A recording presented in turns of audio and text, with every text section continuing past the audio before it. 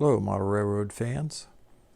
I'm going to talk about my MRC equipment and what I hope to do to power this layout.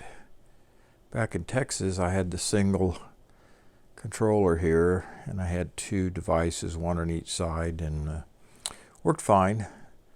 The one on the opposite side was a powered extension. And you can run these extensions right here. These are 1501s. I believe the manual said you can run 5 of those, and then you need to slip in a powered one. And so what you do is, on the back side of that, there's 2 plugs. I'm running one plug over here to the controller, and the other one then goes to this second one where I'm testing. And then I put 2 throttles in here to test that each work, and I have each throttle connected to one of my locomotives. So right now I've got 4 throttles hooked up, each to different locomotives.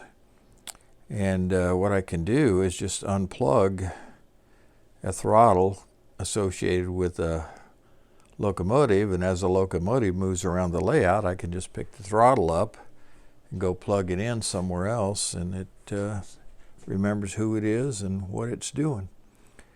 So yeah, so right now I have 1, 2, 3 hooked up to test.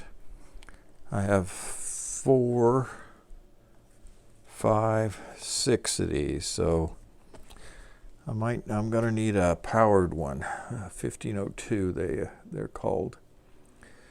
And then the other thing I'm going to do is put in this district booster about halfway across the layout, and then you connect this back to your command station through a Cat6 cable, and you can connect these through Cat6. These cables that come with these MRC devices are just straight through Cat5s, or Cat6 will work.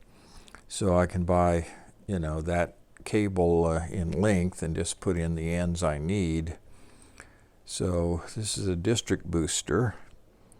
So this is just a quick diagram on how you connect your base unit to your district boosters. So it goes in the front here. Actually, these are showing here's an advanced, yeah.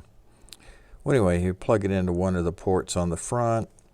Then you connect it to another one. I'm only going to have one of these. And so I could plug in these guys in the front if I want to.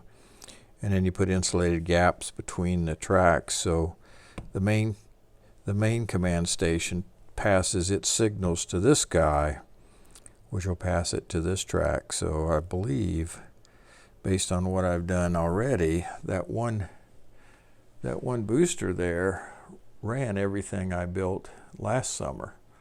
So it would handle going down that way, coming this way, and then it went all around that table, and it went up that way. Sorry about that.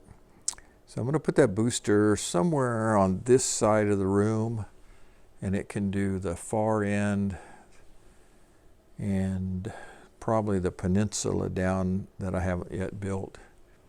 You can see my drywall compound in the cracks and over the screws. I put on some fascia. You can see the fascia. I won't spend too much time on this, but ran out of hardboard, so I couldn't finish my fascia. I got that fascia on. I put my last piece around this corner. I have some done over there.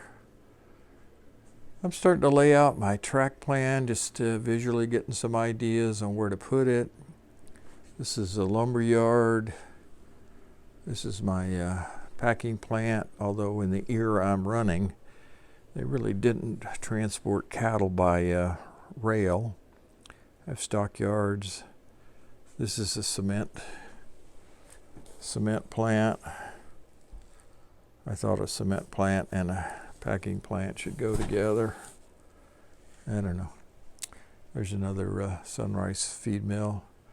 Over there's my rail builders tentatively, and I have a bunch of stuff for, over there's Burlington. I have a bunch of stuff for that. And so anyway, it's an update on what I'm thinking about on my wiring and my controls. This is I'm using for my primary bus line. I'm using this 12 wire. It's pretty thick. I'm using these 905 Scotch locks. Those just barely fit over this wire. It's tight. Then I use this special clamp you can get from 3M or some other people.